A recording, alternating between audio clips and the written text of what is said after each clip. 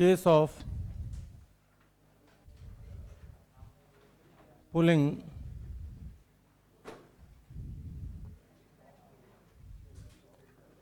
or pushing a block, तो किसी block को पुल करना आसान होता है या पुश करना? कुछ ही बोलो, कौन सा पैसा लगना है। दो फोटो बनाता हूँ, उसको देख के बताना कि पुल या पुश। ठीक, पहला ये,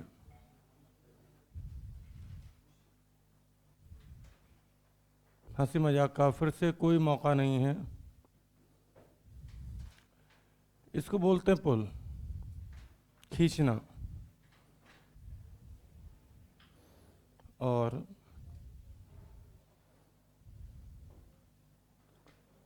ये जो फोटो है इसको बोलते हैं पुश, मतलब कि धकेलना।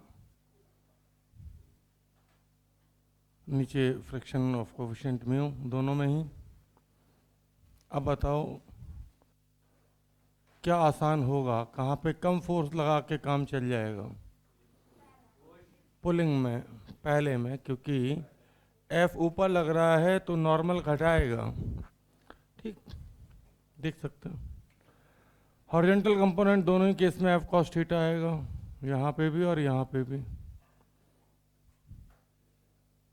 लेकिन यहाँ पे एफ साइन थीटा नीचे लग के नॉर्मल बढ़ाएगा, और नॉर्मल बढ़ा तो फ्रिक्शन फोर्स भी बढ़ जाएगा, तो उसको खींचने के लिए ज़्यादा फोर्स लगाना पड़ेगा।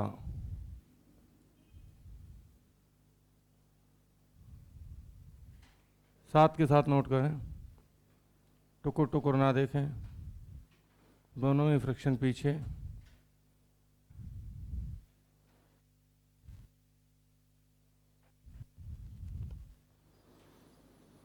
तो फिर ये होता है कि भाई मिनिमम कितना फोर्स लगा के किसी ब्लॉक को खींच सकते हैं। एंगल कुछ भी आप सेलेक्ट कर लीजिए भाई, लेकिन हम चाहते हैं कि मिनिमम कितना फोर्स लगा के हम ब्लॉक को पुल कर सकते हैं। तो इसी में आगे मैं लिख देता हूँ मिनिमाइजेशन ऑफ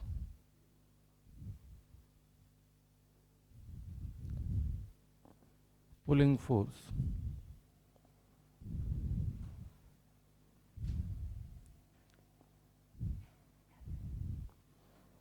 शुरू, ध्यान दें, N plus F sine theta बराबर एम जी। तो यहाँ पे एन बराबर M G minus F sine theta, सीधे N plus F sine theta बराबर एम जी। तो एन एफ साइन थीटा उधर ले जाएंगे तो माइनस में जाएगा। अब अगर इसको खींचना है तो डेफिनेटली एफ कॉस थीटा की जो वैल्यू है वो म्यू इंटू एन से बड़ी होनी चाहिए, और एन की वैल्यू मुझे पता है ऊपर से, M G minus F sine theta. अगर एफ के सारे टर्म एक तरफ ले जाऊं तो यहाँ पे हो जाएगा cos theta plus mu sine theta, F बाहर।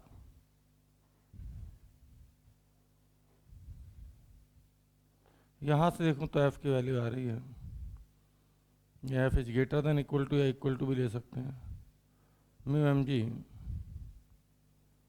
Divided by cos theta plus mu sine theta. किसी ने कहा कि इस फोर्स को मिनिमाइज करना है, कम से कम कितना लगा के खींच सकते हैं।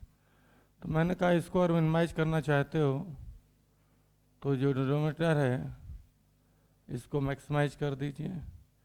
अब आपको मैथमेटिकल टूल्स का वो लेक्चर याद आना चाहिए कि A sine theta plus B cos theta की मैक्सिमम वैल्यू होती थी under root of A square plus B square. सही, इसी दिन के लिए पढ़ाई थी वो। A sine theta plus B cos theta अगर हो तो इसकी मैक्सिमम वैल्यू होती है under root of A square plus B square. तो कोई कहे कि मिनिमम कितना फोर्स लगाएंगे, तो मैं कहूँगा mu M G divided by, A की वैल्यू तो म्यू है लेकिन बी की वैल्यू 1 है यहाँ पे, तो under root of 1 plus me square. अगर किसी को नहीं आता तो उसके लिए उसको मैथमेटिकल टूल्स का लेक्चर देख लेना चाहिए। और कौन सा लेक्चर देखना चाहिए? जिसमें डिफरेंशिएशन पढ़ाया गया हो, मतलब कि दूसरा लेक्चर, और उसका भी आखिरी 10 मिनट, भाई यही देखना है तो ठीक है।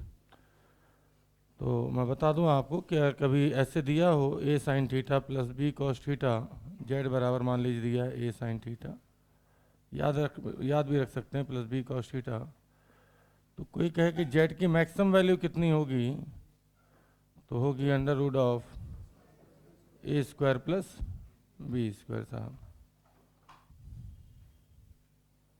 ठीक,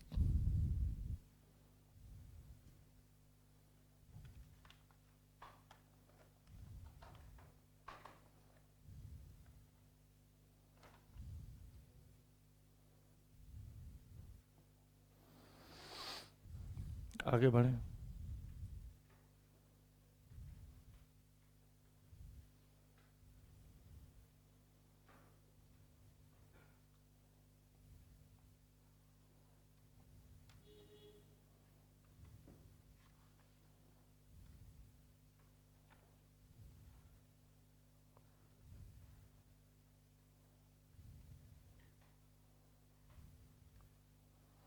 किसी ने कहा कि पुशिंग वाला केस करा देते हैं। पुशिंग वाला, ये नोट हो गया। तो पुशिंग वाले केस में n बराबर M G plus F sine theta, नीचे एफ साइन थीटा भी नीचे, एम जी भी नीचे और नॉर्मल ऊपर, तो n की value F sine theta plus, अगर यहाँ प्लस आएगा तो यहाँ भी प्लस आएगा, यहाँ प्लस आएगा तो यहाँ माइनस आ जाएगा, और यहाँ माइनस आ जाएगा तो यहाँ भी माइनस आ जाएगा। अब इसको हम मैक्सिमाइज नहीं करते, ऐसा हमने नहीं पढ़ा है कभी कि minus a sine theta minus b cos theta की मैक्सिमम वैल्यू, तो यहाँ पे यहीं तक छोड़ना पड़ेगा। तो ये केस हो जाएगा पुशिंग का। मैं चालाकी के साथ काम करता हूँ ताकि मेहनत कम करनी पड़े और काम भी मेरा हो जाए, तो मैं पूरा नोट करना पड़ेगा।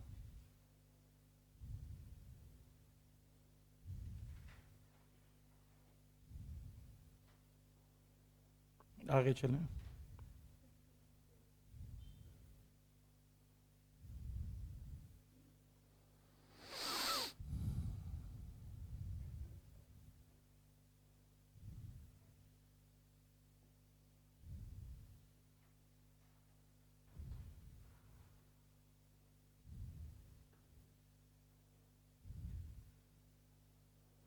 चलें भाई।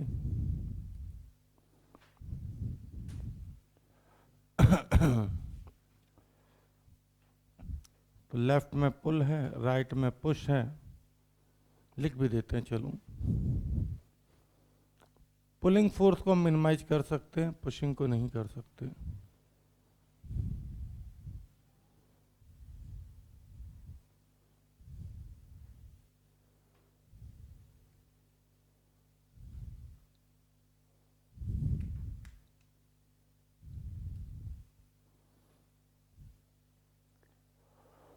तो कुछ लोगों ने नोट भी कर लिया। स्पीड बढ़ेगी भाई, जो लोग बिल्कुल सुस्त बैठे हैं उनसे रिक्वेस्ट है थोड़ा सा तेज करें, क्योंकि आगे वाली पूरी रो बैठ चुकी है नोट करके, फिर उसके पीछे वाली रो भी नोट कर चुकी है, उसके पीछे एक देवी जी लिख रही हैं अभी भी। नहीं तो स्पीड, भाई स्पीड के तो खेल है। यहाँ 30-40 लोगों में अगर हम पीछे रह रहे हैं तो 16 लाख लोगों की भीड़ में तो हम बहुत पीछे छूट जाएंगे। 16.5 लाख लोगों ने भरा था इस बार नीट का फॉर्म।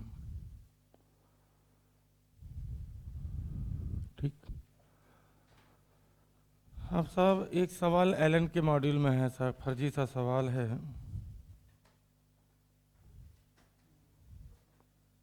सवाल लिखना शुरू करें। Find the minimum value of mu, एक फोर्स ऐसे लगा दिया P, सॉरी Q लगा दिया। Find the minimum value of mu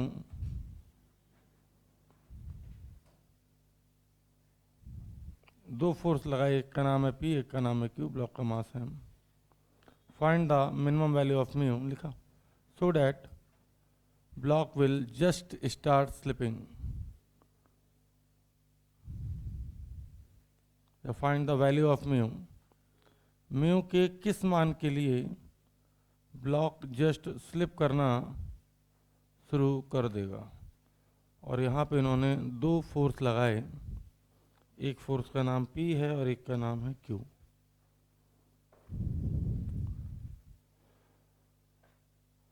तो मुझे तो सिर्फ इतना ही आता है कि जो टेढ़ा मिलेगा उसे सीधा कर लेंगे, x को अलग देखेंगे, y को अलग देखेंगे, ये वेक्टर से चला आ रहा है। जो टेढ़ा मिलेगा उसको सीधा कर लेंगे और x कंपोनेंट अलग देखते हैं, y कंपोनेंट अलग देखते हैं, वेक्टर से सिखा रखा है। तो शुरू करें। ठीक है, सामने देखें। अब ब्लू मार्कर की बारी आ चुकी है, तो इस बार Q cos थीटा नीचे आएगा क्योंकि उन्होंने एंगल जो है ना वर्टिकल से दिया है, और Q sin थीटा आगे आएगा। नॉर्मल ऊपर आएगा, mg नीचे आएगा। आगे धकेलने वाले जो दो फोर्स दिख रहे हैं मुझे, वो दिख रहा है एक तो Q sin थीटा और एक P, और रोकने वाला दिख रहा है फ्रिक्शन। तो Q sin theta plus P बराबर म्यू इंटू एन। मेरा बस चले तो नॉर्मल रिएक्शन भी यहीं चेप दूं, mg plus Q cos theta.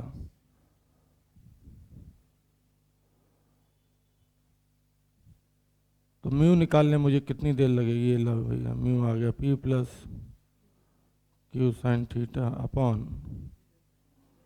mg plus Q cos theta. घटिया सा सवाल था, कुछ नहीं है, बेसिक पकड़ के चलो। जैसे कोई वेक्टर टेढ़ा मिले तो सीधा कर लो, x अलग देखो, y अलग देखो।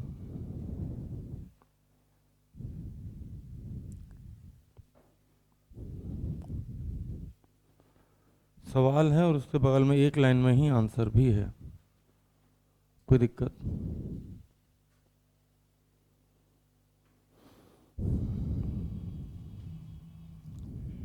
आगे बढ़ते हैं। सवाल वही था पुलिंग वाला, लेकिन एलन ने सॉल्व एग्जाम्पल में, मैंने थीटा यहाँ से लिया ना हॉरिजॉन्टल से, उन्होंने वर्टिकल से अल्फा ले लिया।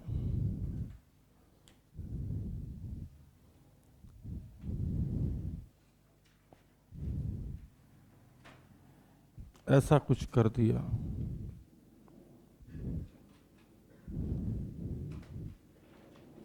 F और एंगल ले लिया यहाँ से अल्फा, और F की वैल्यू भी mg के बराबर दे दी, और फिर कहते हैं कि म्यू कितना हो ताकि स्लिप करना शुरू कर दे।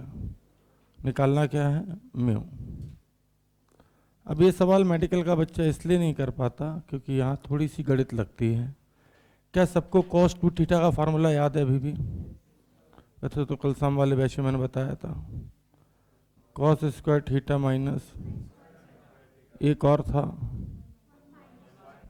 1 माइनस 2 साइन स्क्वायर थीटा, एक और था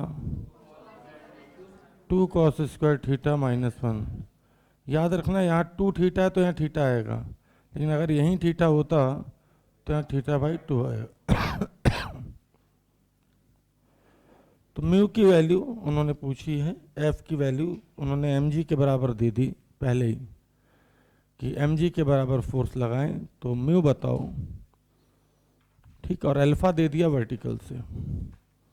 एलन का अगर आप मॉड्यूल उठा कर देखोगे तो इसको उन्होंने सॉल्व एग्जाम्पल के फॉर्म में रखा हुआ है, करीबन एक पेज पूरा खा गए हैं, पूरा एक पेज। अपना वही एक हिसाब है, ब्लैक से सवाल होता है और ब्लू से सॉल्यूशन। तो सवाल मैंने लिख दिया, अब सॉल्यूशन की बारी आ रही है। बताओ भाई, ऊपर वाला कंपोनेंट एफ कॉस अल्फा, नीचे mg नॉर्मल टच कर रहा तो नॉर्मल एन ऊपर लगेगा। आगे ले जाने वाला फोर्स एफ साइन अल्फा, रोकने वाला force mu into N, limiting value पे लगेगा। जस्ट स्लिप करना हो तो एफ साइन अल्फा की वैल्यू म्यू इंटू एन से बड़ी होनी चाहिए। एन डायरेक्ट लिख दें, एन कितना आएगा, N plus F cos alpha बराबर एम जी, तो एन बराबर M G minus F cos alpha. ठीक है ठीक है, एफ को इधर लाएं फिर नीचे ले जाएं, सामने देखना, एक स्टेप मारूंगा मैं, एक स्टेप खाऊंगा मैं जानबूझ के। सामने देखो, तुम क्या करोगे अगले स्टेप में, mu into F cos alpha इधर लाओगे, फिर नीचे ले जाओ, तुम्हें एक ही झटके में एफ बराबर mu M G divided by sine alpha plus mu, और अब मैं एफ की वैल्यू एम जी के बराबर रख देता हूँ, तो ये तो गया कट। अब जो मुझे दिख रहा है वो दिख रहा है म्यू बराबर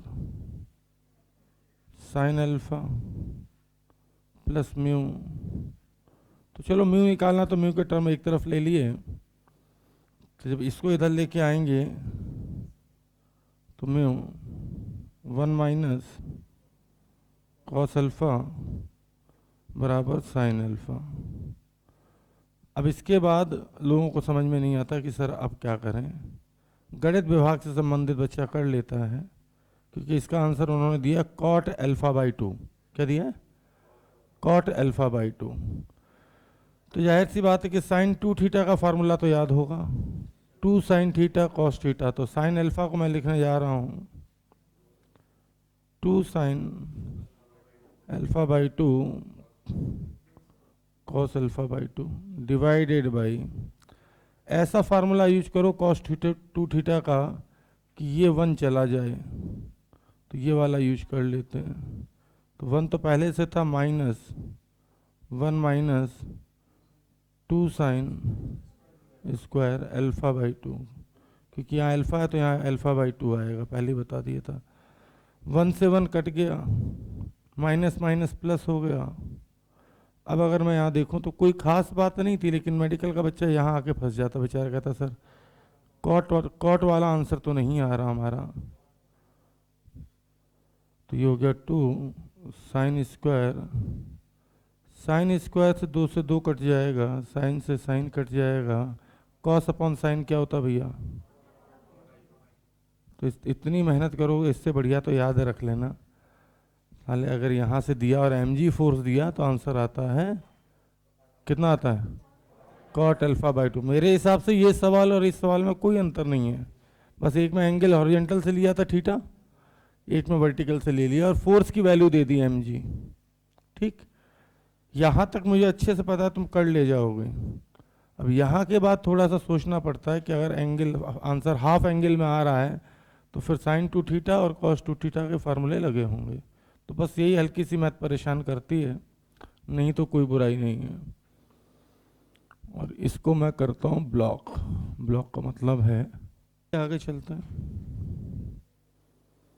अब एक सवाल कुछ इस तरीके से भी मिलता है, बहुत ही कॉमन सवाल है कि 2 इंक्लाइन प्लेन है, कितने, 2, एक स्मूथ इंक्लाइन प्लेन है,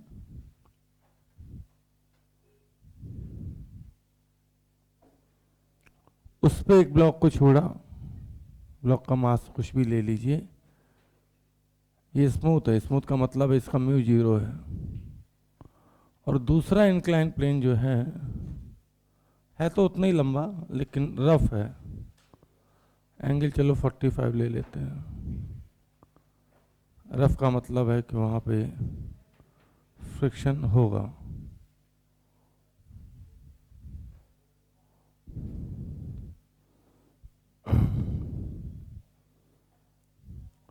तो कहते हैं जो टाइम इसमें लगता है ना, उसका मान लो 3 गुना टाइम इसमें लगता है नीचे आने में, तो म्यू की वैल्यू बता दीजिए। या दुगना टाइम लगता है नीचे आने में, सपोज इसमें टाइम लगा यहाँ से यहाँ तक में t,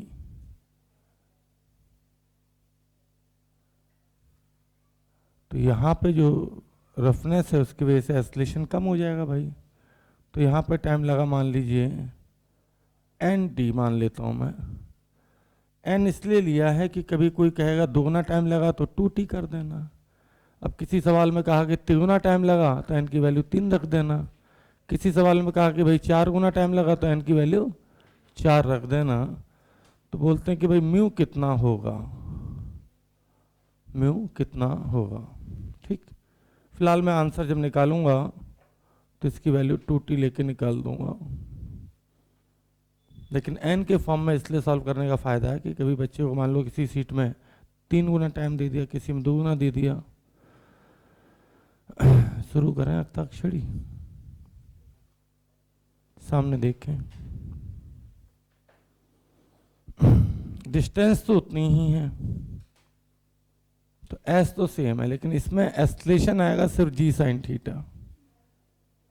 और पहले लेक्चर में मैं पढ़ा चुका हूं, इसका एस्लेशन आएगा g sine theta minus mu g cos theta. कैसे पता? तो mg साइन थीटा आगे, म्यू mg कॉस थीटा पीछे, और डिवाइडेड बाई m करेंगे तो mg sine theta minus mu mg cos theta divided by mass, तो m से m कट जाएगा, तो एस्लेशन आएगा g sine theta minus mu g, और थीटा भी 45 है। तो 45 में साइन हो या कॉस हो, तो इसका एस्लेशन देखें तो g बाई रूट 2, और इसका एस्लेशन देखें g by root 2 into 1 minus mu. उम्मीद करते हैं आप समझ गए होंगे। भाई इसका 1 बाई रूट 2 बाहर, इसका भी 1 बाई रूट 2 बाहर, और g दोनों में था वो भी बाहर। कोई दिक्कत? ठीक, सामने देखते हैं ना, एक लाइन लिखूंगा, खत्म है। डिस्टेंस सेम थी तो मैंने लिखा है s बराबर half G T square, half A T square.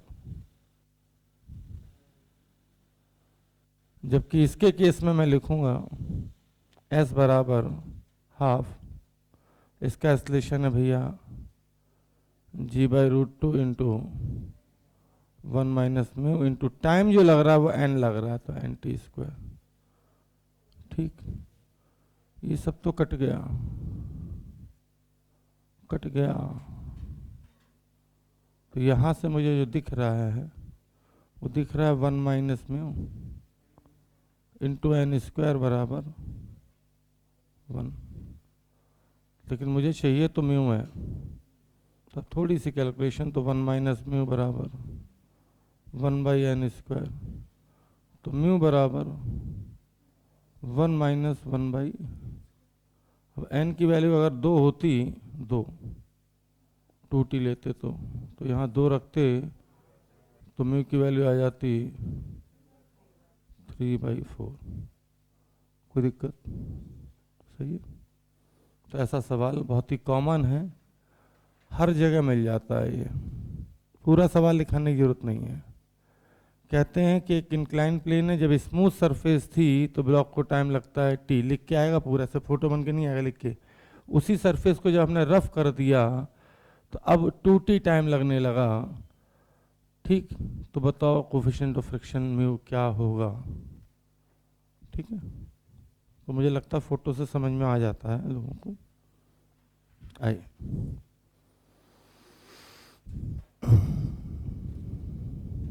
अब हम बढ़ते हैं रेजो की शीट का पैराग्राफ है, ये आईआईटी की शीट का पैराग्राफ है।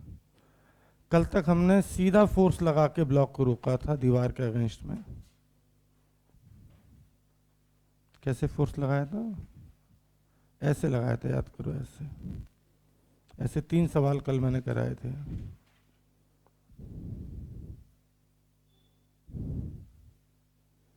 अब हम तिरछा फोर्स लगाना चाहते हैं। कोई बात नहीं, हमारे मास्टर ने तो हमें अच्छे से सिखाया है वेक्टर में ही कि जब भी कोई टेढ़ा मिले उसे सीधा कर लो। ठीक, टेढ़ा मिले तो सीधा कर लो। अगर मैं सीधा करूं तो डेफिनेटली f cos थीटा तो इसे दबाएगा ऐसे, और एफ साइन थीटा ऊपर लगेगा।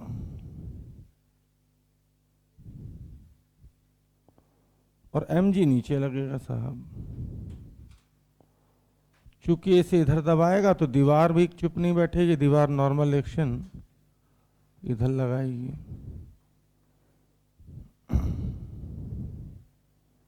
नॉर्मल एक्शन तो डेफिनेटली मुझे साफ दिख रहा है कि एफ कॉस थीटा के बराबर है।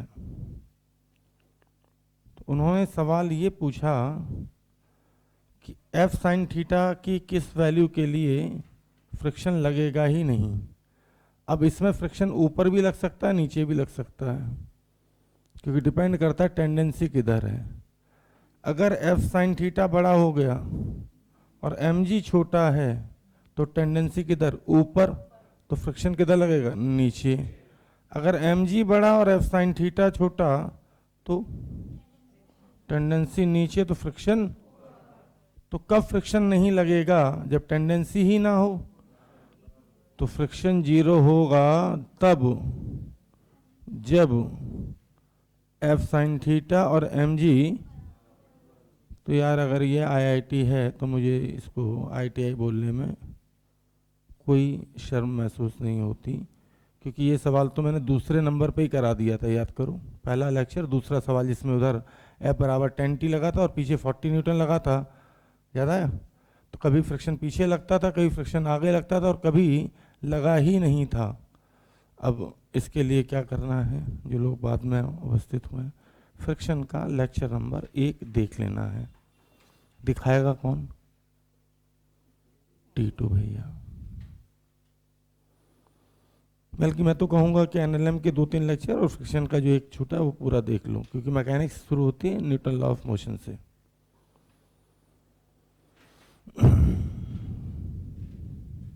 ठीक।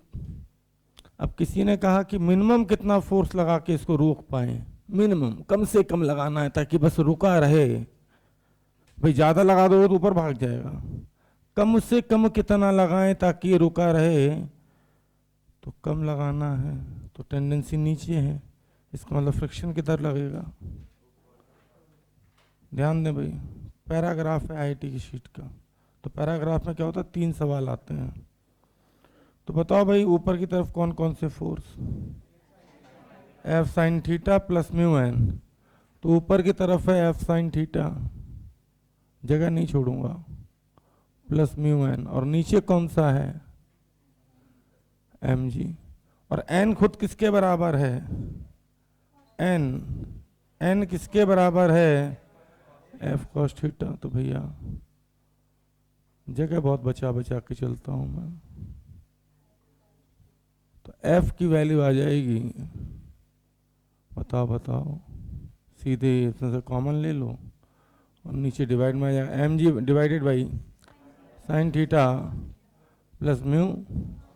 लेकिन क्या बताएं भैया, किसी ने कहा एफ मिनिमम कितना लगाएं, तो ये मैक्सिमम होना चाहिए, और ये एफ की मिनिमम वैल्यू आ जाएगी M G upon under root upon 1 plus. तो मुझे नहीं लगता कि आईआईटी कहीं से भी टफ है, मेडिकल वाला भी तो इतना कर ही लेगा यार, सिखाने के ऊपर है।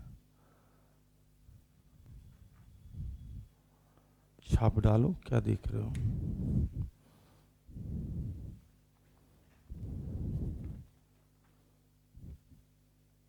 आज इसको खत्म करके ही मानूंगा। याद रहे फ्रिक्शन किधर लगता है, हाँ, टेंडेंसी के अपोजिट। और टेंडेंसी कैसे पता चलते हैं, 2 फोर्स हैं, तो बड़ा कौन छोटा कौन। अरे कोई दिक्कत नहीं है, देखो हम फिर से जगह नहीं, आइए एक और सवाल, सोच के बताना बस। ये भी रेजो के आईआईटी की शीट से है, लेकिन मैंने देखा कि ये मेडिकल के पेपर में डाल देते हैं एलन वाले नालायक। ये मास एम है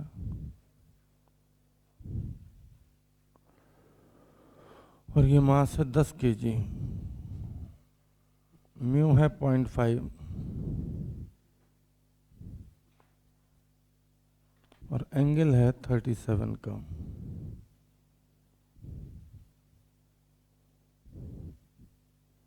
तो कहते हैं m की किस वैल्यू के लिए ये सिस्टम रुका रहेगा। तो एक वैल्यू नहीं आएगी, ऐसी हजारों वैल्यू आएंगी जब ये सिस्टम रुका रहेगा। मिनिमम से मैक्सिमम तक पूरी रेंज आएगी। Find the minimum to maximum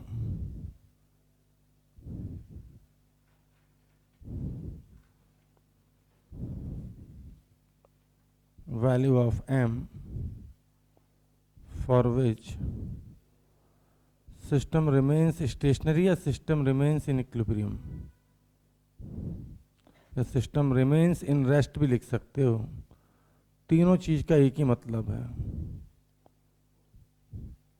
ने भी अपना घटिया दिमाग मत लगाओ। जो चीज कम मात्रा में हो उसको भी लगा दोगे, खत्म हो जाएगा।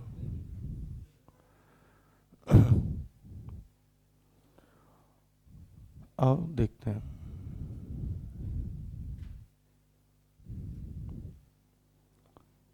देखो, अगर मास बहुत कम होगा, ये मास कम लटकाएंगे तो टेंडेंसी नीचे होगी तो फ्रिक्शन ऊपर, और ये मास अगर बहुत हैवी लटका दिया तो टेंडेंसी अब ऊपर तो फ्रिक्शन नीचे। सही है। आओ पहले कंपोनेंट तो कर लें। सामने देखो भाई, ये 100, तो 100 का इधर mg साइन थीटा लें तो 100 का साइन 37 होता है 3/5, तो 100 इंटू 3/5 करेंगे तो 60। mg कॉस थीटा जो है 80 आएगा, तो नॉर्मल 80, लेकिन फ्रिक्शन की लिमिटिंग वैल्यू आएगी 40। याद रहे, फ्रिक्शन बहुत समझदार होता है स्टैटिक वाला। औकात 40 न्यूटन की है, लेकिन समय देख के लगता है जितने की ज़रूरत होती है। ये हमने पहले लेक्चर में ही बता दिया था। चलो ये बता दो कि m की किस वैल्यू के लिए फ्रिक्शन लगेगा ही नहीं। m की किस वैल्यू के लिए फ्रिक्शन लगेगा ही नहीं? 6 kg के लिए। सही। अगर ये 6 kg हो जावे तो भैया 60 इधर और इधर भी 60, टेंडेंसी ही नहीं है तो लगने की जरूरत क्या। ठीक, कोई दिक्कत? कोई दिक्कत तो नहीं। किसी ने कहा m का मिनिमम कितना मास रखे, तो हम का मिनिमम जब रखोगे ना तो इसकी टेंडेंसी नीचे होगी तो फ्रिक्शन लगेगा ऊपर। किधर लगेगा? ऊपर। तो खुद सोचो, 60 इधर 40 इधर, तो नेट नीचे कितना? 20। तो बस उसको रोकने के लिए उधर कितना लटका दो? 2। तो m की मिनिमम वैल्यू तो आ जाएगी 2 kg। हाँ या ना? कोई दिक्कत? और 2 kg पे फ्रिक्शन किधर लगेगा? ऊपर। लिमिटिंग वैल्यू पे लगेगा 40 पे। कोई दिक्कत? किसी ने कहा m की मैक्सिमम वैल्यू कितनी, तो मैं कहूंगा जब m बहुत भारी होगा तो टेंडेंसी नीचे, और टेंडेंसी नीचे तो फिर फ्रिक्शन पीछे।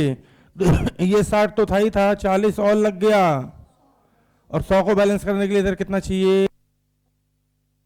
तो इसका मतलब है कि 2 kg से लेके 100 kg के बीच में, सॉरी 10 kg के बीच में कोई भी मास लटकाइए, ये सिस्टम रुका रहेगा।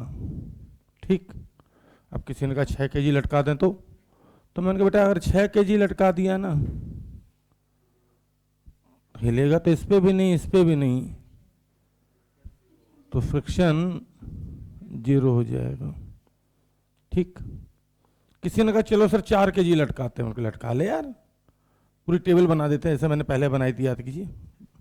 4 kg अगर इधर लटकता, इधर 60 इधर 40, तो टेंडेंसी नीचे, तो इधर 60 इधर टेंशन 40, तो नेट 20 नीचे, तो फ्रिक्शन कितना लगता? 20 ऊपर, क्योंकि static friction net applied force के बराबर लगता है। तो कोई बोलता कि भैया चलो 2 kg पे हो गया, चलो मैंने कहा 4 kg पे। बोलो भाई, अगर m की वैल्यू 4 kg होती, खुद सोचो 4 तो 40, टेंशन भी 40, 60 इधर 40 इधर, तो नेट 20 नीचे, तो उसको रोकने के लिए फ्रिक्शन 20 ऊपर। फ्रिक्शन फोर्स की वैल्यू 0 से लेके लिमिटिंग के बीच में कुछ भी लग सकती है और नेट अप्लाइड फोर्स के बराबर लगती है। देखते हैं ना भैया, फ्रिक्शन स्टैटिक 20 ऊपर, यही अगर मैं 8 kg कर दूं तो जरा देखो, मजा देखो, 6 kg पे तो लगेगा ही नहीं, 8 kg किया तो 80, ये 80 ऊपर, 60 नीचे, अब नेट 20 ऊपर। फ्रिक्शन कब अपना रंग बदल देगा पता ही नहीं चलता, कभी ऊपर लग जाता ससुरा, कभी नीचे, और कभी लगता ही नहीं है। उम्मीद करते हैं कि एक ही सवाल में आप देख सकते हो, मैंने 3, 2, 5, 6, 7 सवाल कंसीडर कर लिए ताकि आपको फील आए इस बात की कि भैया फ्रिक्शन का कोई ईमान धर्म नहीं है। इधर फोर्स ज़्यादा उधर फोर्स कम तो उधर लगेगा क्योंकि टेंडेंसी इधर, और इधर फोर्स कम और उधर 4 लोग खींच रहे ज़्यादा तो चीज़ उधर भागी जा रही है, तो फ्रिक्शन उसका अपोज करने के लिए इधर लगेगा। सही है, ये बात तो आपको याद करो। जब मैंने स्टैटिक शुरू किया था, यहाँ ग्राफ बनाया था, तो दूसरी सवाल में जब मैं F बराबर 10T और इधर एक F लगाया था 40 न्यूटन का, उसी में समझ में आ गई थी। आगे चलें।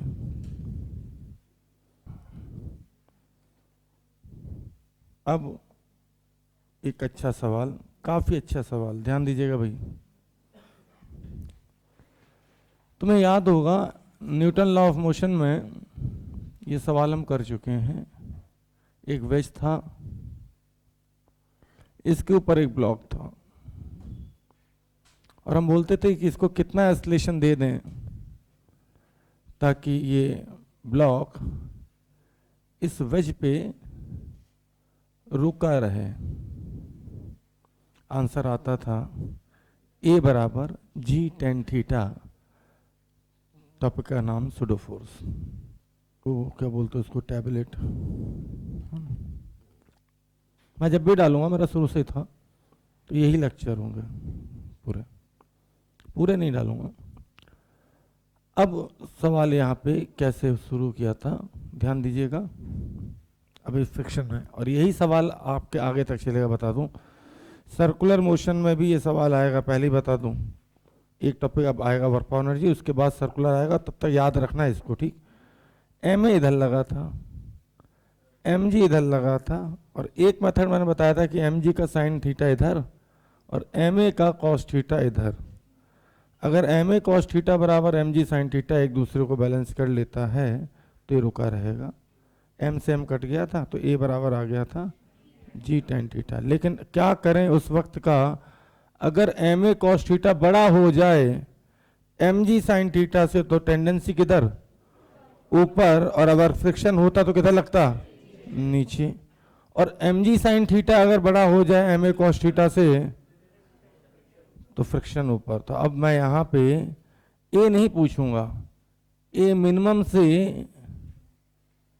A मैक्सिमम पूछूंगा ताकि ये ब्लॉक इस पे रुका रहे।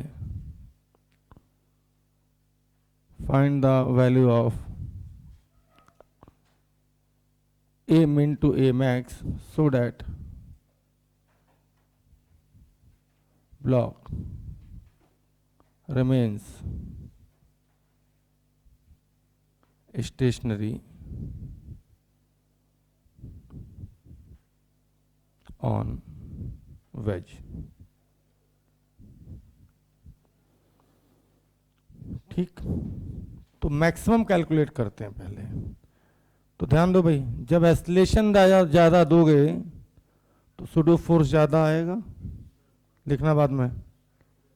हाँ, दिक्कत वहीं होती है कि मास्टर यहाँ पढ़ा रहा है और नीचे लिखने में तो सुनाई देगा ही नहीं। एक्सेलरेशन ज़्यादा दोगे तो MA ज़्यादा तो MA कॉस थीटा ज़्यादा, MA कॉस थीटा ज़्यादा, और MG साइन थीटा कम तो टेंडेंसी ऊपर तो फ्रिक्शन नीचे। ठीक, तो भाई अब मैं ब्लू पेन पे आ जाता हूँ। एम ए पीछे, मैं मैक्स निकाल रहा हूँ, है ना। एम जी नीचे, नॉर्मल इधर, और फ्रिक्शन भी नीचे। आपको याद हो मैंने दो तरीके से सवाल बताया था, एक बार मैंने एम ए के और एम जी के कंपोनेंट किए थे, एक बार मैं नॉर्मल के कंपोनेंट किए थे, याद है। नॉर्मल के कंपोनेंट करने से आसान पड़ती है कैलकुलेशन, तो मैं नॉर्मल के कंपोनेंट कर लेता हूँ। क्या आपको अभी भी न्यूटन लॉ ऑफ मोशन याद है? वर्टिकल वाला कॉस थीटा, हॉरिजॉन्टल वाला, जिन्हें नहीं समझ में आता उन्हें बता दूं, ये थीटा तो ये थीटा, ये थीटा तो 90 माइनस थीटा तो ये थीटा। फ्रिक्शन के कंपोनेंट बहुत आसान है, इधर एफ, बोलो भाई, तो इधर ये थीटा तो ये थीटा तो इधर एफ कॉस थीटा, और नीचे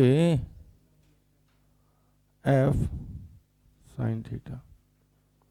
ठीक, अब क्या, आगे वाले फोर्स बराबर पीछे वाले फोर्स लिख दूं, तो N sine theta plus F cos theta, और एफ की वैल्यू भैया म्यू इंटू एन के बराबर। एफ की वैल्यू कितनी है? म्यू इंटू एन, तो एन कॉमन ले रहा हूं, तो N into sine theta plus mu cos theta बराबर एम ए। कोई बुरा मत मानना कि सर एफ को म्यू एन कैसे लिख दिया, फ्रिक्शन की लिमिटिंग वैल्यू, इतने में कोई दिक्कत। तो इस तरीके से मैं क्या करता हूँ कि एक एक दो दो लाइन बचा लेता हूँ, तो उसी से मेरा जो प्रोसेस है छोटा दिखने लगता है। ध्यान दें सामने, एन कॉस थीटा बराबर M G plus mu N sine theta, तो एम जी बराबर है, कोई बच्चा जो इधर को इधर ले जाए और माइनस कर दे, तो N cos theta minus mu, N तो बाहर आ गया साहब, तो आप देख सकते हो जहाँ 4 लाइनें लिखनी थी वहाँ मैंने 2 ही लिखी।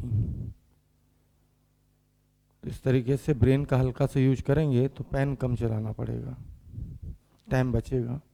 दोबारा बता देता हूँ, ये तो साफ दिख रहा है, N sine theta plus F की वैल्यू म्यू एन, तो म्यू एन कॉस थीटा बराबर एम ए, तो एन कॉमन ले लिया, तो sine theta plus mu cos theta बराबर एम ए। ठीक, इस पे देखो, एन कॉस थीटा बराबर mu N sine theta plus M G, तो एम जी बराबर, इसको उधर ले जाएंगे तो माइनस में जाएगा, तो एन कॉस थीटा, एन बाहर ले लिया, cos theta minus mu sine theta.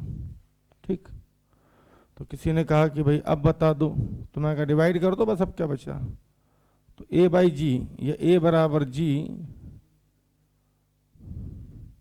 जी को ऊपर ले आए और यहाँ पे आ जाएगा sign theta plus mu cos theta. इस सवाल को शायद मेडिकल में लोग नहीं करवाते, अवॉइड करते हैं थोड़ा सा, पर ठीक है, कोई दिक्कत नहीं, एससीवी का है, करवा जा सकता है। किसी ने कहा कि सर अभी भी इससे जी टेन थीटा आ सकता है, तो मैंने कहा हाँ आ सकता है, म्यू जीरो कर दो, म्यू जीरो कर दो, जैसे ही म्यू जीरो करोगे, हाँ एक मिनट सॉरी, यहाँ पे आएगा कॉस थीटा,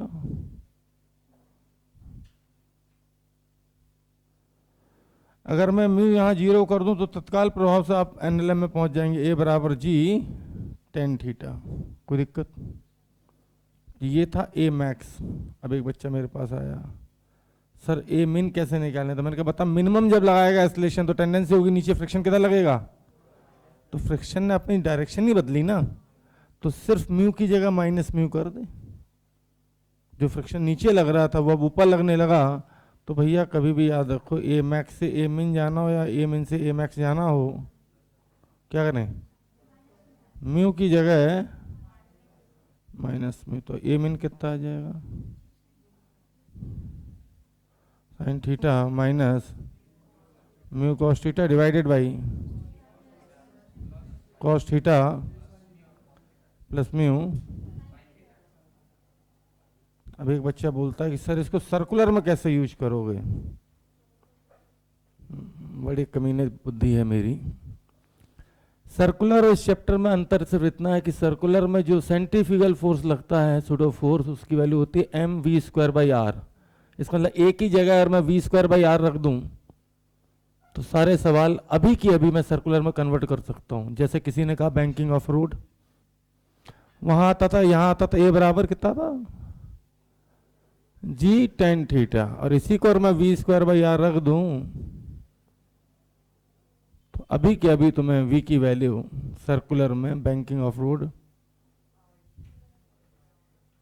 या फिर तुमने ऐसे भी देखा हो टेन थीटा बराबर ए बाई जी, और ए की value V square by R, तो सब V square by R G. यहां पूछते हैं ए मिन से ए मैक्स, वहां पूछेंगे बैंकिंग में वी मिन से वी मैक्स, और उस समय मैं कुछ नहीं करूंगा। तो जहां ए लिखा है ना, यहां क्या लिखूंगा, वी स्क्वायर बाई आर, और वी स्क्वायर बाई आर जैसे लिखूंगा, देख लो एक बार जाके एलन का मॉड्यूल छान लेना, आर ऊपर और वी के बेसिस पे रूट लगेगा, तो सीधे सीधे वी मिन तुम्हें दिखेगा अंडर रूट जी आर या R G sign theta plus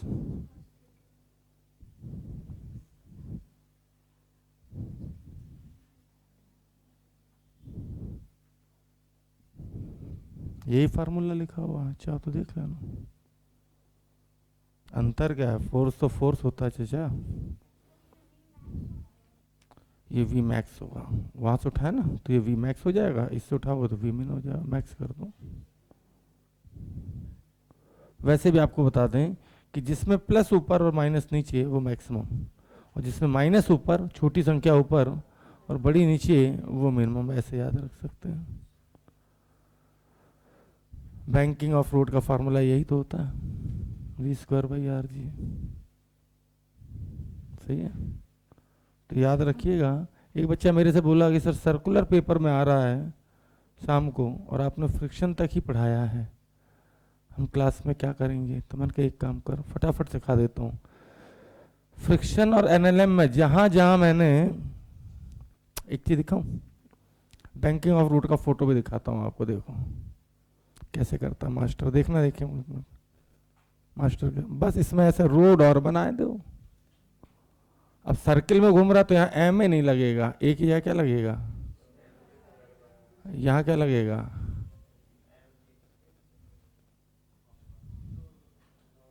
क्या अंतर है, भ्रम है, माया जाल है सिर्फ, और कुछ नहीं है। और हमें लगता है सर्कुलर अलग चैप्टर,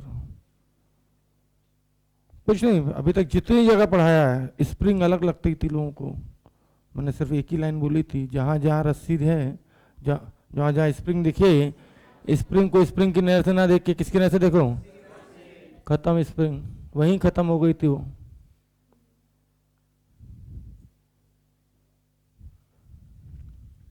नोट हो गया।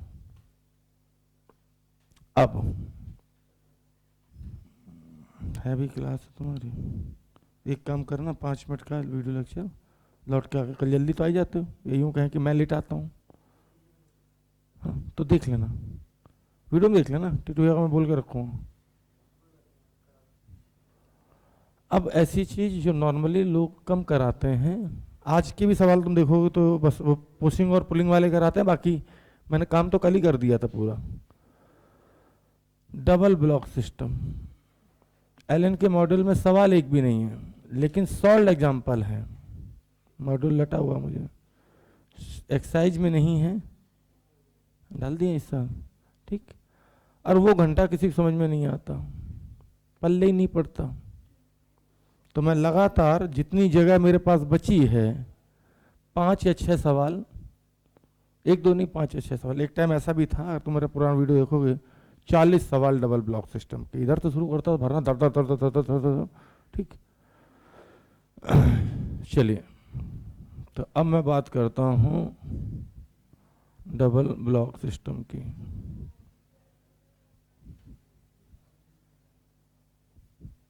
ये फ्रिक्शन का सबसे टफ पार्ट माना जाता है। नॉर्मल कोचिंग में एक सवाल समझाने में उन्हें लगते हैं करीबन 15 से 20 मिनट, ढीला समझ में नहीं आता बच्चे कि क्या किया मास्टर ने। मैं 6-7 सवाल तो अभी बन जाएंगे इसी में। शुरू करूं? नहीं नहीं, मैं मजाक नहीं कर रहा हूँ, पुराने साल के नोट्स नहीं, देखो इधर कितने सवाल हैं, 5 इधर 5 इधर, कहीं आंसर दिख रहा है, सोल्यूशन दिख रहा है? इसके बाद आगे आ जाओ, बच्चे की हैं 21, अब इधर आ जाओ।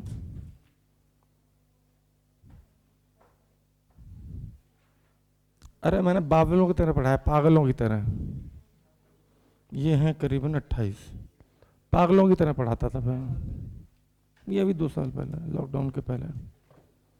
लेकिन इनकी आवश्यकता नहीं पड़ती, क्योंकि 1 2 या 3 सवाल दिखते हैं शीटों में, कंसेप्ट सीख लो बहुत है।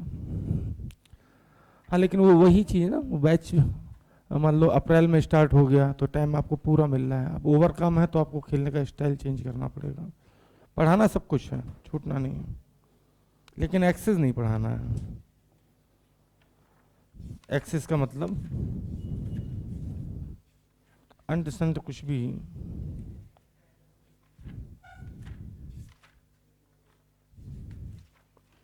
दूसरे से तो ज्यादा अभी भी मिलेंगे। चलो भाई शुरू करते हैं, आई रिक्वेस्ट यू बातें ना करें, मैंने सर्कुलर का आधा काम तो तुम्हारा यहीं कर दिया खड़े खड़े। आइए, छोटे छोटे फोटो बनाऊंगा, आप चाहो तो बड़े बनाना। मैं छोटे क्यों बनाऊंगा पता, ताकि मुझे मिटाना ना पड़े। नहीं नहीं मिटाऊंगा नहीं। 10 kg 5 kg और फोर्स लगाया मैंने नीचे 60 न्यूटन। कोशिश करूंगा कि एक ही सवाल में कई सारे कंसेप्ट क्लियर कर पाऊँ आपके, वो दिमाग में होंगे। μ.5,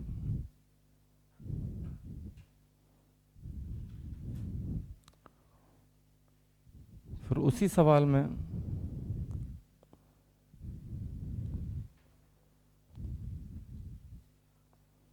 सवाल वही, लेकिन हर केस में आंसर चेंज आएगा। जैसे आपने कल भी देखा होगा, एक में चल जाता था और एक में रुका रहता था।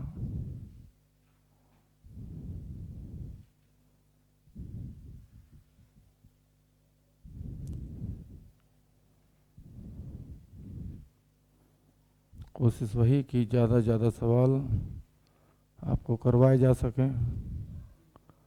मुझे ऐसा क्यों लगता है कि 9-10 तो मैं छाप ही दूंगा।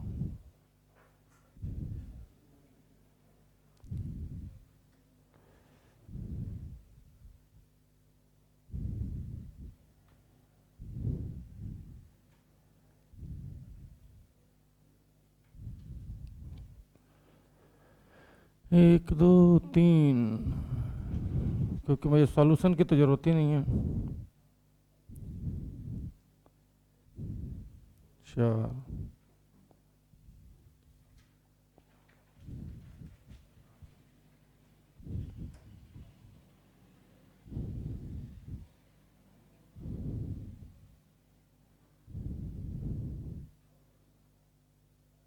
पहले थोड़ा लंबा मेथड बताऊंगा और फिर सट्टा सट वाला। पेन बिना उठाए आंसर आ जाना चाहिए। 5,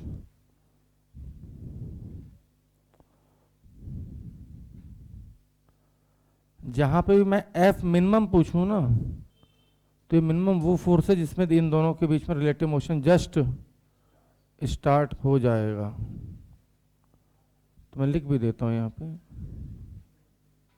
बस 5 मिनट और दे दो तो ये खत्म ही कर दूं। यहाँ लिख रहा हूँ भैया मैंने ना, find the value of F minimum to starts relative motion to just starts। हाँ क्वेश्चन है इसका 5वें का। कहने का मतलब जहाँ पे भी एफ मिनिमम पूछूं सबके लिए यही सवाल लैंग्वेज रहेगी, जैसे स्टार्ट्स, स्लाइडिंग बिटवीन ब्लॉक्स भी बोल सकते हैं, या रिलेटिव मोशन बिटवीन ब्लॉक्स। बात एक की स्लाइडिंग होगी तो रिलेटिव मोशन तो अपने आप स्टार्ट हो जाएगा।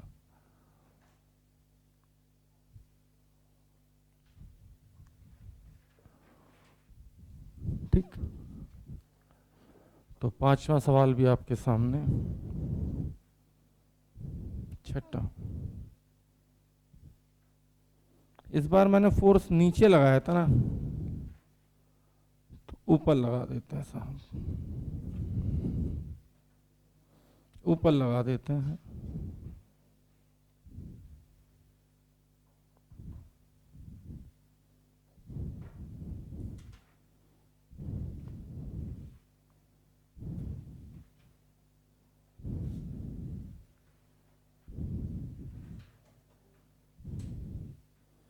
तो कई बार बच्चे बोलते हैं सर आप तो हमेशा नीचे ही फोर्स लगाते हो, हमारे सर ने तो ऊपर लगा दिया। 6 के बाद 7,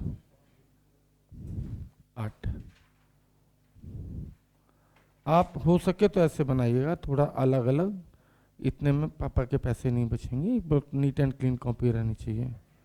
ठीक, और फोटो डायग्राम थोड़ा बड़ा, क्योंकि मैं तो देखो क्या है ना, मैं कितना भी कंजेस्टेड लिखूंगा ना, मेरी हैंडराइटिंग ऐसी है कि वो क्लियर कट दूर से विजिबल होगी, लेकिन सबके साथ ऐसा नहीं होता। हाँ, 6 के बाद 7 आएगा। क्या लगता है कितने सवाल बना पाऊंगा मैं यहाँ? बच्चे हो।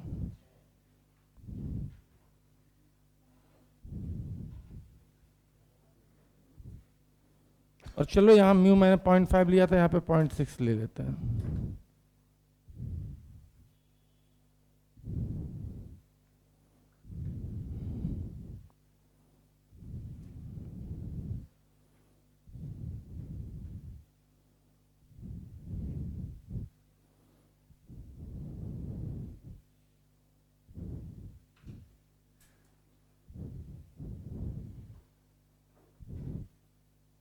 बस जो समय लगेगा सिर्फ सवाल बनाने में ही लगेगा।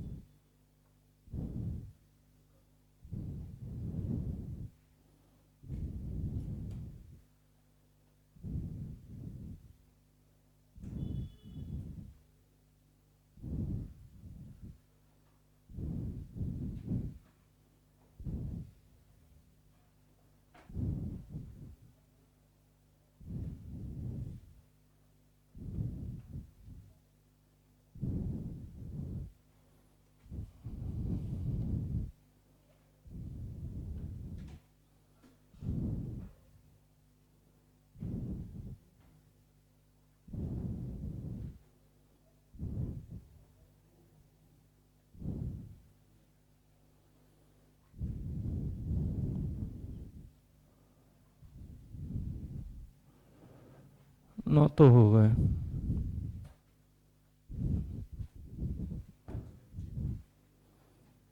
10।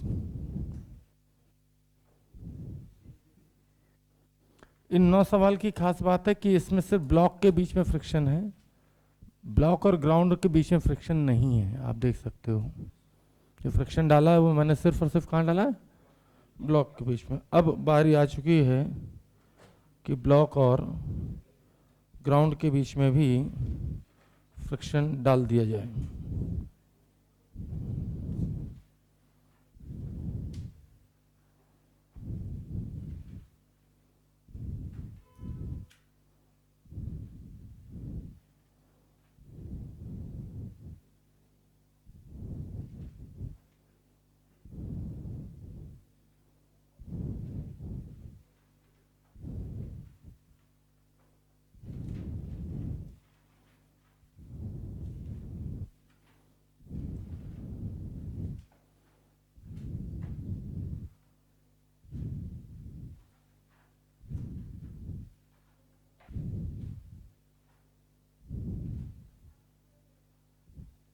सवाल देखने में एक जैसे ही लगेगा। चलो छोड़ो, 12 नहीं कराएंगे, 10 ही कराता, 11 करा देते हैं, सुबह तो कुछ लोग। हाँ, रायता बटरा फ्री में, भंडारा है। हाँ मुझे पता है, जगह तो है, लेकिन बेटा ऐसा ना, जिसको सीखना होता ना, एक ही जैसे 10 सवाल में तो 11 में सीख जाता है। जिसको नहीं सीखना होता ना, उसको तुम खूब कराते रहो, वो कहेगा सर पहचाना नहीं, हम तो गधे हैं।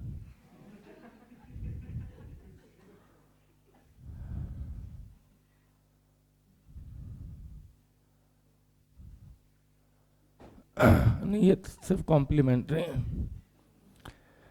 एलन के मॉड्यूल में 2 सवाल मिल जाएंगे आपको, ऐसे 3 मिल जाएंगे।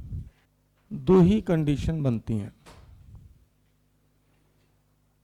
या तो दोनों ब्लॉक साथ में चलेंगे, जैसे ये कॉपी है, इसके ऊपर कुछ पेन रख दें और फोर्स में नीचे वाले पे लगाऊं,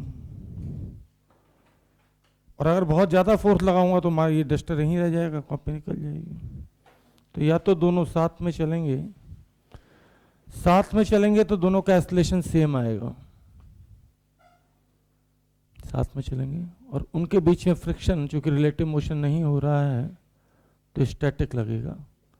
और स्टैटिक फ्रिक्शन याद रखना, 0 से लेके limiting value mu into N के बीच में कुछ भी हो सकता है। दूसरी कंडीशन में लाइफ के 2 ही मंत्र होते हैं, या तो हम साथ में रहेंगे और नहीं तो फिर बिछड़ना तय है। बिछड़ना तय है, तुम पीछे पीछे भागते रहोगे, वो आगे चली जाएगी। दूसरी कंडीशन ये है, इस सोचने को कुछ भी सोच लो कि मैं और कैटरीना कैफ साथ साथ हैं, लेकिन फिर औकात चेक होगी, औकात, ठीक, कि भाई वो अपनी फरारी से और हम अपनी स्कूटिया से, तो क्या होगा उस केस में? फरारी आगे, स्कूटी पीछे, रिलेटिव मोशन स्टार्ट, दोनों का एक्सेलरेशन अलग अलग, ठीक। औकात का मतलब यहाँ मैं फ्रिक्शन की लिमिटिंग वैल्यू की बात कर रहा हूँ, मजाक में ही सही, लेकिन मैं यहाँ फ्रिक्शन की लिमिटिंग वैल्यू की बात कर रहा हूँ, ठीक। तो पहला मेथड लंबा है थोड़ा सा। तो भाई मान लेते हैं कि हम साथ साथ हैं, मूवी भी आई थी और मानने में जा क्या रहा है किसी, ठीक। मान लेते हैं हम साथ साथ हैं, एक ही सवाल में, पहला सवाल। और दूसरे मेथड पे आऊँगा जिसमें कि कुछ बोलूँगा भी नहीं, सट सट सट, मतलब जैसे पटाखे फूटना दिवाली पे, बड़ी वाली लड़ी 10,000 वाली तार एक लगाई, तर तर तर, वही होगा इनके साथ, लेकिन अभी नहीं। आपको मेरी आदत पता है, पहले मैं इज्जत देता हूँ, उसके बाद फिर बदतमीजी शुरू करता हूँ। तो चलो मान लिया हम साथ साथ हैं। अगर साथ साथ हैं तो ये बताओ, फोर्स तो हमने नीचे पे लगाया था, ऊपर वाले को आगे ले जाने वाला कौन? तो डेफिनेटली ऊपर वाले पे आगे लगेगा और नीचे वाले पे पीछे। अगर मैं मानूं कि ये साथ साथ हैं तो इनका कॉमन एक्सेलरेशन आएगा 4, क्योंकि 60 न्यूटन का फोर्स, और चूंकि साथ में चल रहे हैं तो एक ही ब्लॉक कंसीडर होगा, तो कॉमन एक्सेलरेशन आएगा 4। कितना आएगा? 4। कोई दिक्कत? मुझे ये बताओ कि 5 kg के ब्लॉक को 4 के एक्सेलरेशन से चलाने के लिए कितना फोर्स चाहिए? 20। जबकि लिमिटिंग वैल्यू कितनी है? Limiting value 25। 25 की लिमिट है मेरी, और मुझे किसी के साथ चलना है और 20 रुपए लग रहे हैं, चल पाऊंगा कि नहीं? नहीं चल पाऊंगा। मेरी लिमिट है 25 की, और साथ चलने के लिए मुझे सिर्फ 20 रुपए देने हैं, तो मैं चल पाऊंगा या नहीं चल पाऊंगा उसके साथ? सामान है 20 रुपए का, मेरी जेब में है 25 रुपए, खरीद पाऊंगा कि नहीं खरीद पाऊंगा? तो वही तो है। कुछ लोग तो ऐसे भांग वांग खा के बैठे रहते हैं, नहीं नहीं नहीं नहीं नहीं नहीं, नहीं हमें नहीं रहना साथ में, हम नहीं रहेंगे साथ में हम। मैंने एज्यूम किया था पहले कि हम साथ साथ हैं, मान लो, औकात चेक होगी, औकात ये। अगर ये सिस्टम साथ साथ है तो 60 न्यूटन के फोर्स से 15 केजी मास को कॉमन एक्सीलरेशन चलाने के लिए कितना एक्सीलरेशन आएगा? 4। अब बताओ कि तुमने फोर्स लगाया था नीचे वाले पे, ऊपर वाले को आगे ले जाने वाला कौन? फ्रिक्शन। अगर फ्रिक्शन नहीं होता तो पीछे छूट जाता, नीचे वाला आगे चला जाता, इसका मतलब आगे जो आगे चला जाता उससे पीछे, जो पीछे छूट गया उस पे। तो मुझे बस इतना बता दो कि 5 केजी को 4 के एक्सीलरेशन से चलाने के लिए कितना फोर्स चाहिए? 20। और फ्रिक्शन की लिमिटिंग वैल्यू कितनी है? तो फ्रिक्शन लगेगा स्टैटिक, क्योंकि स्टैटिक फ्रिक्शन 0 से लेके लिमिटिंग के बीच में कुछ भी लग सकता है और ये दोनों साथ साथ चलेंगे। तो आंसर है, कोई पूछे फ्रिक्शन कितना लगेगा, बोले स्टैटिक लगेगा और 20 लगेगा, और दोनों का एक्सीलरेशन क्या आएगा? तो 4 इसका भी, 4 इसका भी। ठीक, अब आते हैं दूसरे सवाल की तरफ। देखो विचरण किसे कहते हैं। फिर मैंने मान लिया, मैं तो मानने जा रहा था, मैं और कैटरीना जो भी है फलाने का मान लो साथ साथ हैं, मजे आ गए। करूँ खुद बताओ कि अगर ये साथ साथ हैं, याद रखना लिमिट 25 की है, 120 फोर्स। तो एक बात तो पक्की है, सबसे पहले सोचो कि इस पे फ्रिक्शन कितना लगेगा, आगे इस पे फ्रिक्शन कितना लगेगा? सही है, क्योंकि अगर फ्रिक्शन नहीं होता, अगर फ्रिक्शन नहीं होता 120 वाला आगे निकल गया होता और ये भाई साहब तो यहीं पड़े रहते, तो इसका मतलब आगे ले जाने वाला फ्रिक्शन और इस कोई दिक्कत, टेंडेंसी के अपोजिट। मान लिया हम साथ साथ हैं। अब कॉमन एक्सीलरेशन कितना? कितना? 8। 8 के एक्सीलरेशन से 5 क्यों चलाना? तो 40 चाहिए। औकात कितनी है? 25 की औकात है। 40 रुपए का सामान है, खरीद पाऊंगा? मेरी जेब में 25 करोड़, वो कह रही है 40 करोड़, तब रहूंगी साथ में। तो फिर क्या, बिछड़ना तय है, बिछड़ना तय है। और बिछड़ना तय है तो आप कौन सा फ्रिक्शन लगेगा? मैं अपनी पूरी ताकत भी लगा दूंगा तो मैक्सिमम फ्रिक्शन कितना लगा पाऊंगा? तो इसका मतलब है फ्रिक्शन लगेगा काइनेटिक 25 इस पे आगे और इस पे 25 पीछे। और अब दोनों के एक्सीलरेशन अलग लगाएंगे, कितना? इसका 5 और नीचे वाले का 120 आगे 25 पीछे, कितना? 120 आगे 25 पीछे, तो 95 अपॉन 10 करेंगे तो 9.5।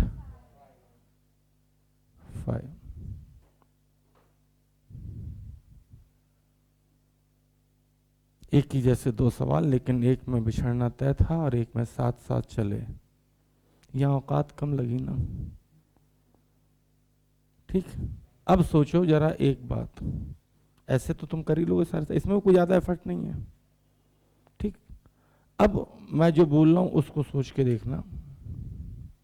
इसमें देखो, मान लिया हम साथ साथ है, कॉमन एक्सीलरेशन कितना आएगा भैया? 6। कॉमन 6 चाहिए 30, औकात कितनी है? 25 की, निपट गए। लेकिन अगर यही मैं यहाँ 0.7 कर देता तो औकात हो जाती 35 की और चाहिए था कितना? 30। तो इसी सवाल में फिर ये दोनों साथ साथ चलने लगते। समझ गए पूरा खेल? समझ गए ना? इससे औकात चेक करनी है। अरे यार ऐसे तुम जाओ, मैं और ऋतिक रोशन साथ साथ, भाई नहीं तो साथ साथ एक ही कैटेगरी के लोग रहते हैं ना, मैं और मोदी जी साथ साथ। अच्छा, फिर औकात चेक होगी। मोदी जी हेलीकॉप्टर से, हम अपने एक्सयूवी से, कहाँ साथ साथ होगा? रिलेटिव मोशन शुरू। ठीक, ये वही डबल ब्लॉक है जिसको देख के लोग अक्सर कहते नहीं यार वेरी टफ प्रॉब्लम। यहाँ पे मैं तुम्हें क्लियर कर दूं कि यहाँ पे 0.5 है, औकात है 25 की। यहाँ पे कॉमन एक्सीलरेशन चलने के लिए चाहिए कितना? 6 से चलने के लिए 5 केजी चाहिए 30। यहाँ पे विचलन है, लेकिन इसी सवाल में अभी मैं 0.6 कर दूं, साथ साथ चल लेगा पूरी जोर लगा के, लिमिटिंग वैल्यू 30 हो जाएगी। 0.7 कर दूं, लिमिटिंग वैल्यू 35 चाहिए, 30 बिल्कुल साथ साथ चल देंगे साहब। 0.8 कर दूं, लिमिटिंग वैल्यू 40 चाहिए, 30 साथ साथ चल लेंगे। ठीक, तो फिलहाल इसी एक सवाल मैंने 2-3 सवाल और डाल दिए जानबूझ के, ताकि आप महसूस कर पाएं। फिलहाल तो बिछड़ना तय है, चाहिए है 30, औकात है 25 की, तो सपना गया टूट। तो बताओ भैया मैक्सिमम कितना लग सकता है? 25। तो इसका एक्सलेशन आएगा 5, और इस पे 25 पीछे, 90 माइनस 25, 65, 65 अपन 10, 6.5। कौन कहता फिजिक्स टफ है जी? कोई दिक्कत? अब मैं कुछ और स्टाइल बताता हूं सोचने की, कुछ और। ये भी मेथड अच्छा है, काफी आसान दिखा होगा, इससे भी आसान। आसान करने की कोई लिमिट नहीं होती साहब। मुझे ये पक्के से पता है कि यहाँ पे मैक्सिमम जो फोर्स आ सकता है, मैक्सिमम जो फ्रिक्शन लगा सकता है अपनी पूरी औकात लगा के भी, तो कितनी? 25। और 25 लगाएगा तो इसका मैक्सिमम एक्सेलरेशन प्रोवाइड कर सकता है 5। कितना? 5। और 5 से पूरे सिस्टम को चलाने के लिए मैं मैक्सिमम यहां जो फोर्स लगा सकता हूं 15 पंचे 15 5 जा 75। तो मैं बस ये देखूंगा अब कि 75 से कम फोर्स है तो साथ साथ चलेंगे, और 75 से जहां ज्यादा लगा अलग अलग चलेंगे। और इस तरीके से मैं एक ही सांस में ये सारे निपटा दूंगा। सही है? तो मिनिमम कितना फोर्स लगाएं? एक सवाल ये भी था साहब कि रिलेटिव मोशन शुरू हो जाए, तो आंसर है कितना? 75। 75 से जहां जहां कम होगा वहां वहां साथ में चलेंगे, और साथ में चलेंगे तब तो ज्यादा सोचने नहीं। आप देखो 60 पे साथ में चल रहा है, और 75 से जैसे ऊपर बढ़े 120, 90, 180, बिछड़ना तय है। कोई दिक्कत? कोई दिक्कत? सूरज भैया कहाँ कौन सपने में चले गए? हाँ बस यही करते रहोगे 5 नंबर, फिर तो भंडारे में आए हो। कितने लोगों को 5 नंबर समझ में नहीं आया? हाथ खड़ा करें भाई। अब नज़ारा देखो, वो तुम तो खैर नए हो, तो अभी तुमने क्या एनएलएम नहीं पढ़ा, फ्रिक्शन का पहला लेक्चर नहीं पढ़ा, ठीक? फिर भी काफ़ी हद तक समझ में आ रहा होगा। 5 नंबर बता दो, ठीक? 5 नंबर बेसिकली मैंने बताया नहीं, तो मजाक मजाक में हो गया। पहला तरीका ये था कि मैं एक एक सवाल को सॉल्व करता, मान लेता मैं 7 7 हूँ, ये समझ में आ गया होगा। 7 7 हूँ तो कॉमन एक्सेलरेशन आ जाएगा, 5 और 10 साथ में चल रहे हैं, 60 न्यूटन का फोर्स है, तो 60/15 करेंगे 4। फिर मैंने कहा कि भाई भैया फोर्स तो तुमने नीचे पे लगाया, तो ऊपर वाले को आगे ले जाने वाला कौन? फ्रिक्शन। 4 के एक्सेलरेशन से 5 kg को आगे ले जाना है, तो फ्रिक्शन कितना चाहिए? 20। औकात है 25 की, तो साथ साथ चलेगा, ठीक? दूसरे सवाल मैंने बताया कि भैया यहाँ पे 5 kg को मान लिया हम 7 7 हैं, तो 120/15 करें, 120/15 कितना आएगा? 8। और 8 के एक्सेलरेशन से 5 को आगे ले जाने के लिए कितना चाहिए? 40। औकात कितने की है? 25 की। साथ चल पाओगे क्या? तो इसका मतलब साथ नहीं चलोगे तो रिलेटिव मोशन स्टार्ट, तो लगेगा काइनेटिक। और काइनेटिक मैक्सिमम कितना लग सकता है? 25। तो 25 आगे 25 पीछे, और 25 के एक्सेलरेशन चलने के लिए इसमें एक्सेलरेशन आ जाएगा 5, और इसमें 25 पीछे 120 आगे, मतलब कि 95 हो गया टोटल, डिवाइडेड बाई 10, तो इसका एक्सेलरेशन आ जाएगा 9.5। यही काम मैंने फिर तीसरे सवाल में भी किया, ठीक है? साथ में ये भी दिखाया कि अगर यहाँ 0.6 होता, 0.7 होता तो साथ चल देता, क्योंकि जैसे म्यू बढ़ेगा औकात बढ़ जाएगी, ठीक? अब मैंने कहा यार ऐसे मत सोचो, इस एक सवाल को सॉल्व करने के लिए लोग 1.5 पेज देते हैं, चाहो तो चेक कर लेना। अगर किसी ने कभी कॉपी में करवाया हो मास्टर ना, तो 1 से 1.5 पेज में डबल ब्लॉक का एक सवाल कराते हैं। मेरे तो ये नहीं समझ में आता सारे कराते का इसे इतना लंबा, ठीक? एक की मंकी प्रॉब्लम देखी मैंने, मार भैया इक्वेशन इक्वेशन इक्वेशन। हमको यार, हमको बस यही नहीं समझ में आया आज तक कि सवाल को लंबा कैसे खींचें। मुझे दिखता है वैसे, ये जैसे आओ मुझे ये बता दो बस एक चीज, ऊपर वाले ब्लॉक को आगे ले जाने वाला कौन? और फ्रिक्शन की मैक्सिमम औकात कितनी है? 25। तो मैक्सिमम एक्सेलरेशन कितना प्रोवाइड करा पाएगा? 5 की जगह ब्लॉक है, मैक्सिमम औकात है 25 फोर्स। इसका मतलब है कि कॉमन एक्सेलरेशन 5 से ज्यादा होते ही रिलेटिव, हाँ या ना? और 5 का एक्सेलरेशन लाने के लिए, अगर साथ साथ चल रहा है 5 का एक्सेलरेशन लाने के लिए पूरे सिस्टम में कितना फोर्स चाहिए? 15 पना 75। इसका मतलब है जिस भी सवाल में 75 से ज्यादा फोर्स लगा होगा वहां पे तो रिलेटिव मोशन होगा, और छूटते ही क्या होगा? कौन सा फ्रिक्शन लग रहा है? काइनेटिक। और जहां 75 से कम लगा होगा वहां स्टैटिक होगा।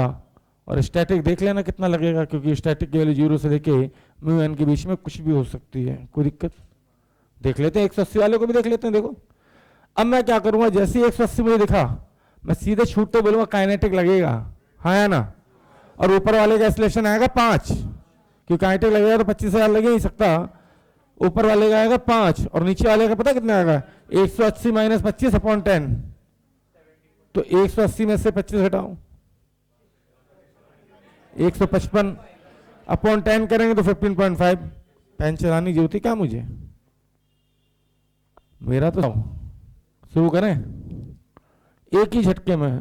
तो यार ये वाला तो मुझे करना भी नहीं पड़ा, ये तो ऐसे ही हो गए साहब। ओ रजत भाई इधर, ये तो ऐसे ही निपट गए। सीधे लिख दूं कौन सा फ्रिक्शन लगेगा? काइनेटिक 25, इस पे 25, ऊपर वाले का एक्सेलरेशन 5, नीचे का 15.5। आओ अब नीचे कर लेते हैं एक आध सवाल। मुझे अब बताओ कि इस बार मैंने फोर्स लगाया ऊपर, तो नीचे वाले को आगे ले जाने वाला कौन? तो नीचे वाले फ्रिक्शन आगे, ऊपर वाले पे। इसकी औकात कितनी है? औकात कितनी मुझे बता दो एक बार। इसकी लिमिटिंग वैल्यू है 60। कितनी है? अब देखते रहे ना।